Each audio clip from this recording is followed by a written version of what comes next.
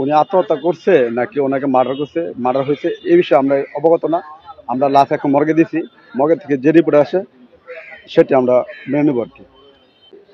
Singapore ছিল উনি 2 বছর, 2 বছর পরে উনি আছে প্রায় 3 মাসের মতো হবে দেশে আসছে। দেশে আসার পরে এখন আবার সিঙ্গাপুর যাওয়ার জন্য একটা স্কিল করতে চাইছিল ঢাকায়, ওইটাই বলে আমাদের মানে নরসিংদী ঢাকা যাওয়ার কথা, কিন্তু উনি নরসিংদী যায় নাই। আমরা তো 4-5 দিন পর খবর পাই যে এই কক্সবাজার ওই রামু থানায় উনি রেলের উপরে মারা গেছে। ওইখান থেকে আমাদের শিবপুর ইনফর্ম করে, ওইখানে শিবপুর থানা পুলিশ আমাদেরকে ইনফর্ম করে, তখন আমরা ওইখান থেকে এখানে আসি। জি না, ঢাকা যাওয়ার পরে উনি ওনার আম্মুর সাথে কথা বলছিল, 2 দিন কথা বলছিল, কিন্তু যদি উনি মারা যায় শুধু ওই দিন কথা বলেন নাই, কিন্তু উনি ফোনে কথা বলছিল ওনার আম্মুর সাথে যে উনি ঢাকা।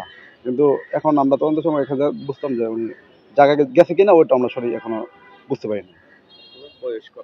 ওনার বয়স হচ্ছে 29। ওনার নাম হচ্ছে টিপু। হ্যাঁ, উনি বিয়ে করছে, একটা ছেলে আছে, কিন্তু ওর বউর সাথে ডিভোর্স হয়ে গেছিল। আমি ওনার লাগি ওই ভগ্নিপতি, ওর বোনের জামা। অ্যাকচুয়ালি আমরা এটা এখন আমরা নিজে কিছু বলতে পারতেছি না, কারণ আমরা দেখি নাই, আমরা কাউকে সন্দেহ করতেছি না। তার জন্য আমাদের লাশটা এখন ময়নাতদন্তে আছে, মর্গে আছে। এখান থেকে যে রিপোর্ট আসবে আমরা ওই ঠিকই মেনে নেব। জি না, আমরা ওনার ব্যক্তিগত আমরা কোনো সব দেখি না, কারণ উনি ছিল দেশের বাইরে। আর এখন আমরা কাউকে সন্দেহ করতে পারছি না, এটা হচ্ছে আমাদের বড়। আর এখন আমাদের থানাতে মামলা করা হয়েছে, এবং ময়নাতদন্তের কাছে যেটা রিপোর্ট আসবে আমরা ওইটি চাই, যেটা সুস্থ রিপোর্ট আসবে এবং মামলার যেটা তদন্ত হবে, সুস্থ তদন্ত হবে, ওইটা আমরা আশা করছি আর কি, ভালো সুস্থ তদন্ত আশা করছি।